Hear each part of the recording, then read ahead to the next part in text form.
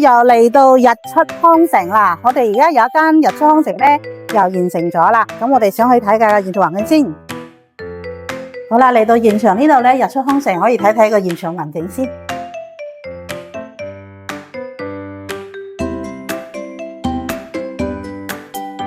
好，去到門口位，門口位呢度咧，我哋做一個圓弧櫃嚟嘅，上邊都係做翻個吊櫃。咁喺呢度位置咧，做翻獅子鞋櫃啦。我哋上下咧都係做翻個圓弧位。呢邊就玻璃色櫃啦，係啦，呢邊做翻個餐台。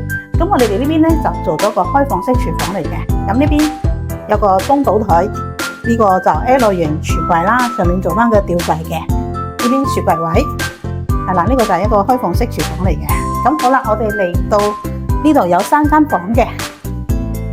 首先呢間細房咧就做咗一個比較高身啲嘅地台床啦，係啦，可以睇翻。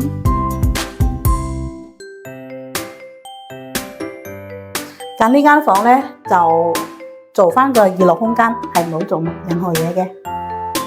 咁啊嚟到呢個主人房，主人房呢度做咗一個大床啦，係啦，呢邊有個床頭櫃嚟嘅。咁啊呢度咧有個衣櫃。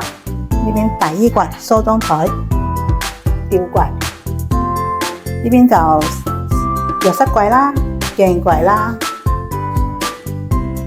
咁啊，呢單工程咧，我哋地板咧都鋪翻個木紋磚嚟嘅，廚房咧都係做翻個鋁鉸板天花。咁啊，成個過程咧，裝修連家私咧就做咗差唔多3個月左右。咁如果想知道我哋下一單工程，記得留意我哋 channel 啦。